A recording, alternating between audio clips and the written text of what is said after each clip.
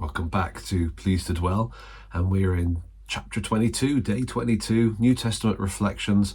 We come to the epistle to the Hebrews, which really is the sermon to the Hebrews. In these New Testament books that we're kind of skipping through, we're noticing that the incarnation plays a part. There's a reflection on the first coming of Jesus that we want to notice.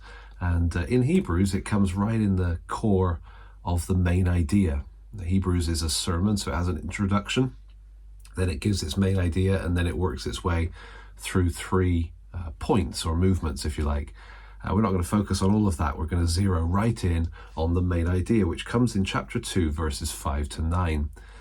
Let's read it. For he has not subjected to angels the world to come that we are talking about, but someone somewhere has testified. This someone is, or somewhere, is Psalm 8. And here's the quote: "What is man that you remember him, or the son of man that you care for him? You made him lower than the angels. For a short time you crowned him with glory and honor, and subjected everything under his feet." So there's God's plan and intention to honor humanity in creation, and the psalm writer is kind of questioning it. Why would you do that? Back to Hebrews commentary on it. The preacher to the Hebrews says, "For in subjecting everything to him, he left nothing that is not subject to him. As it is, we do not yet see everything subjected to him, but we do see Jesus." Okay, so everything before this that we've read is really Psalm 8's reference to humanity. We don't see humanity reigning gloriously, but what do we see?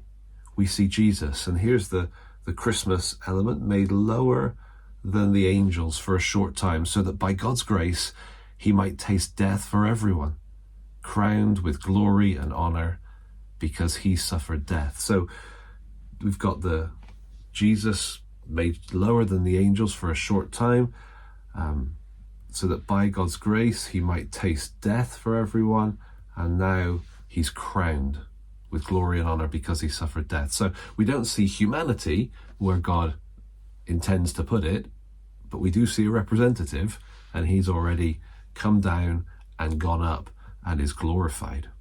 So to the book. God will glorify humanity. Jesus proves it. As great as angels are, God's great plan is to glorify humanity, the pinnacle of his creation.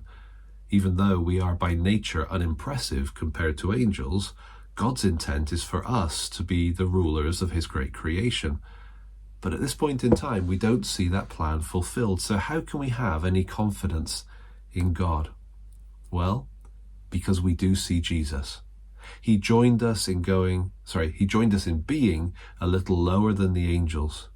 And he has gone on beyond death, which he died for everyone else, to now be crowned with glory and honor. So we can have confidence in God's plan for us, because of all that God has already done in the incarnational journey of his Son. Jesus came, Jesus died, Jesus rose, and Jesus is glorified, and we get to play Follow My Leader. And so as we look at Christmas, we are seeing one step in the journey that the Son of God has taken. He's come down lower than the angels in order to go to the cross and die. He rose from the dead in order to go back to heaven and be glorified.